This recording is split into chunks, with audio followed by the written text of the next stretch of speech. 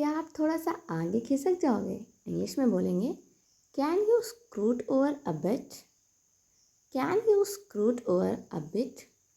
For example, अगर आपके सभी फ्रेंड्स या कलीग्स एक साथ बैठे हुए हैं, आप वहाँ गए, आपके लिए स्पेस नहीं है, आप उनसे बोलते हो ना कि यार थोड़ा सा शिफ्ट हो, मेरे लिए भी जगह बना लो। तो अगर ये कहना है थोड़ा सा शिफ्ट हो जाओ, थोड़ा सा खिसक जाओ, मेरे लिए भी जगह बनाओ, आप उनको कहिए scoot over a bit, make room for me. और अगर रिक्वेस्ट करनी है कि क्या आप थोड़ा सा खिसक जाओगे, तो आप इंग्लिश में कहिए can you scoot over a bit. Next sentence, मेरी इज्जत का सवाल है। इंग्लिश में कहेंगे my respect is on the line. My respect is on the line. For example, आपको अपने स्कूल से कोई असाइनमेंट दिया गया है जो कि आपको कंप्लीट करना ही है। आज लास्ट डेट थी, आपने अभी तक नहीं किया। तब जब आपको याद आता है तो आप अपने घर में भाई बहन से बोलते हो ना, यार प्लीज़ मेरी हेल्प कर दो, मेरी इज्जत का सवाल है।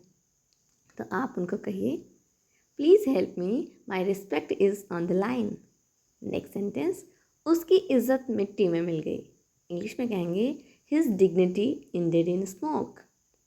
His dignity ended in smoke. For example, कोई पर्सन है जिसकी इज्जत की सब लोग हमेशा तारीफ़ें करते रहते थे। सडनली उसके साथ कोई इंसिडेंट हुआ कि उसकी बहुत बेइज्जती हुई, जितनी भी उसकी इज्जत थी सब मिट्टी में मिल गई। तो अगर आप ये बात किसी को बता रहे हो कि उसकी इज्जत मिट्टी में मिल गई, आप कहिए his dignity ended in smoke. I hope you are enjoying these advanced phrases. Guys, my name is Vani Yadav and you're watching the channel Is English. If you are enjoying this session, please press the like button, share the video as much as possible and do subscribe to the channel. ऐसी ही और videos के लिए please video पे comment करके ज़रूर बताएं। Now without further ado, let's move to the next sentence. दूसरों की बातें छुपकर सुनना बुरी बात है। इंग्लिश में कहेंगे it is wrong to eavesdrop on others' conversation. It is wrong to eavesdrop on others' conversation. For example, अक्सर लोगों की बहुत गंदी आदत होती है कि वो दूसरे की बातें कान लगा के बिल्कुल सुनते रहते हैं। तो ये आदत हमें बच्चों में बचपन से ही डाल देनी चाहिए कि दूसरों की बातें छुप के सुनना बहुत बुरी बात होती है। तो आप उनको ऐसे सिखाइए it is wrong to eavesdrop on others' conversation. Next sentence, मेरा प्लान उल्टा पड़ गया। इंग्लिश में कहेंगे my plan backfired. My plan backfired. For example, आपने किसी अपने फ्रेंड के लिए कोई अच्छा सा प्लान बनाया था कि आज इसका मैं मजाक उड़ाऊंगी, या कुछ भी समथिंग करके आपने बनाया था या किसी और ने बनाया था। बट होता क्या है कि जस्ट जो आपने सोचा है उसका जस्ट उल्टा हो जाता है और इस बात से आपको बहुत तकलीफ़ होती है। फिर आप अपने फ्रेंड को बताते हो कि यार मैंने ऐसा ऐसा प्लान बनाया था बट मेरा प्लान तो उल्टा पड़ गया। तो आप कहिए माई प्लान बैकफायर्ड। नेक्स्ट सेंटेंस, ये तो अब पुरानी बात हो गई। इंग्लिश में कहेंगे it's just water under the bridge. It's just water under the bridge. For example, आपका फ्रेंड आपके पास आता है और क्लास में या फिर स्कूल की कोई नई गॉसिप आपको बताता है। आपको वो बात पहले से पता होती है तो आप कहते हो ना कि ये तो काफ़ी पुरानी बात हो गई। आप उसको इंग्लिश में कहिए it's just water under the bridge. Next sentence, ये तो होना ही था। इंग्लिश में कहेंगे it was bound to happen. It was bound to happen. For example, आप किसी नई एक्टिविटी में पार्टिसिपेट कर रहे थे तो आपके दोस्त ने कहा कि तुम पार्टिसिपेट कर लो, तुम्हारी देखना फर्स्ट रैंक आएगी। और हो सकता है कि उसकी फ़र्स्ट रैंक ही आ जाए आपकी फ्रेंड की, तो वो आपसे आके बताते यार मेरी तो फर्स्ट रैंक आई है। तब आप कहते हो ना ये तो होना ही था, तुम्हारी इतनी अच्छी ड्राइंग जो है। तो आप उसको इंग्लिश में कहिए it was bound to happen. Next sentence, इतने कंजूस मत बनो। इंग्लिश में कहेंगे don't be such a miser. Don't be such a माइजर।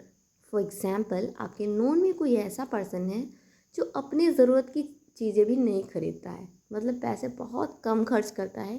Even जो चीज़ की उसको बहुत ज़्यादा ज़रूरत होती है उसे भी नहीं लेता है।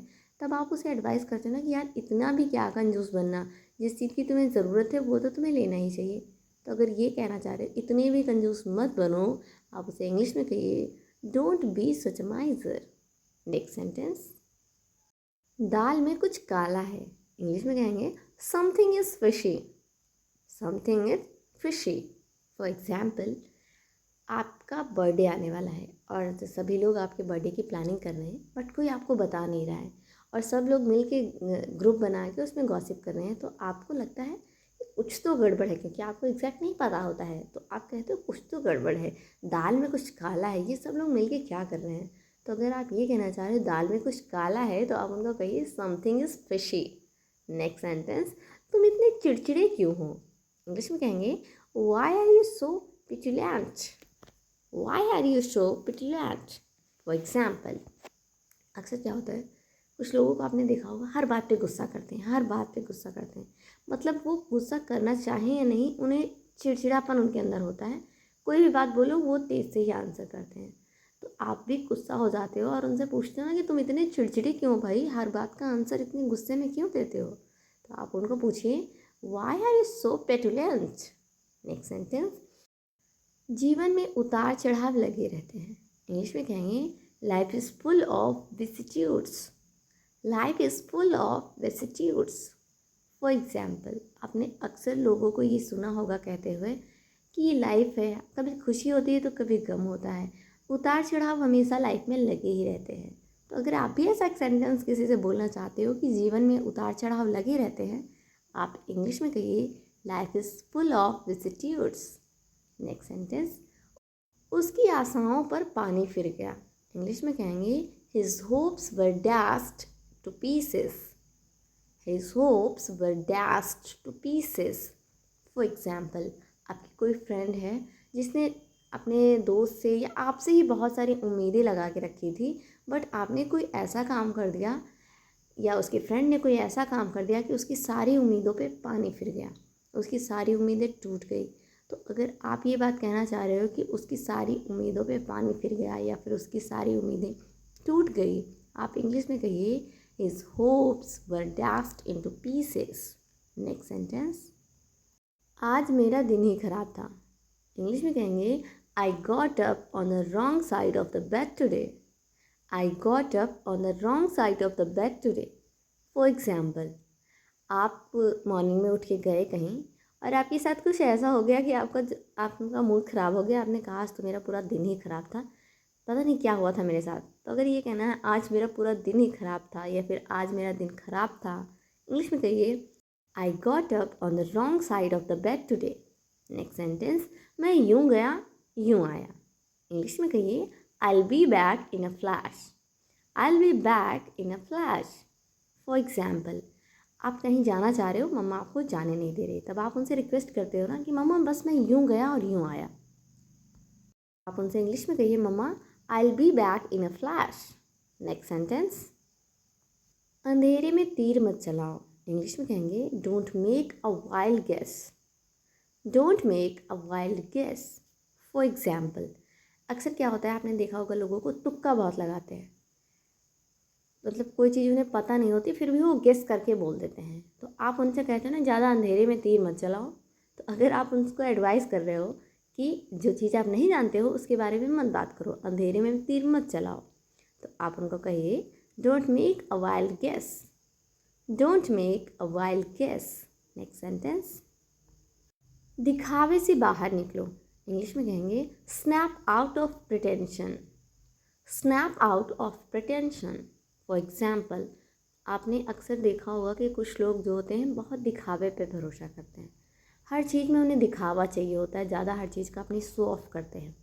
अगर उनके पास कोई चीज़ अवेलेबल है तो उसका वो खूब सारा ऐड करेंगे। अगर आप ऐसा कहना चाह रहे हो कि आप इस दिखावे से बाहर निकलो, रियलिटी को एक्सेप्ट करो, फैक्ट को देखो। आपके पास चाहे पैसे ना हो फिर भी आप दिखाने के लिए हर चीज़ कर रहे हो। तो अगर ये ऐसा एडवाइस करना चाह रहे हो किसी को कि दिखावे से बाहर निकलो, दिखावे में कुछ नहीं है, तो आप उनको इंग्लिश में कह सकते हो snap out of pretension. Next sentence, बेवजह जिद मत करो। इंग्लिश में कहेंगे don't be stubborn for no reason. Don't be stubborn for no reason. For example, कोई पर्सन है जो हर बात पे ज़िद करने लगता है। मोस्टली बच्चों में देखा होगा छोटी छोटी बातों पे ज़िद करने लगते हैं, कोई बिना वजह जिद होती है उनकी। तो अगर आप उन्हें ये एडवाइस करना चाहते हो कि बिना वजह जिद मत करो, आप इंग्लिश में कहिए don't be stubborn for no reason. Next sentence, मैं कोई कसर नहीं छोड़ूंगी। इंग्लिश में कहेंगे I'll leave no stone unturned. I'll leave no stone unturned. For example, आपका फ्रेंड है जो किसी मुसीबत में है, आप उसको हेल्प करना चाहते हो, तो आप उसे प्रॉमिस करते हो ना कि तुम बिल्कुल भी चिंता मत करो, मैं इस काम को पूरा करने में कोई भी कसर नहीं छोड़ूंगी। तो आप कहिए don't worry, I leave no stone unturned. Alright guys, that's all for today. I hope आपने वीडियो को पूरा देखा होगा। वीडियो आपको बहुत ही इंटरेस्टिंग लगा होगा। नए नए एडवांस फ्रेजेस आपने सीखे भी होंगे। अगर आपको वीडियो अच्छा लगा है तो प्लीज़ वीडियो को पूरा ज़रूर देखिएगा। वीडियो को लाइक भी करिएगा, ज़्यादा से ज़्यादा शेयर करिएगा अपनी फ्रेंड्स और फैमिली के साथ। और हाँ, चैनल पे पहली बार विजिट कर रहे हैं तो प्लीज़ चैनल को सब्सक्राइब करना बिल्कुल भी ना भूलिएगा। मिलते हैं हमारे नेक्स्ट वीडियो में। Till then, bye bye.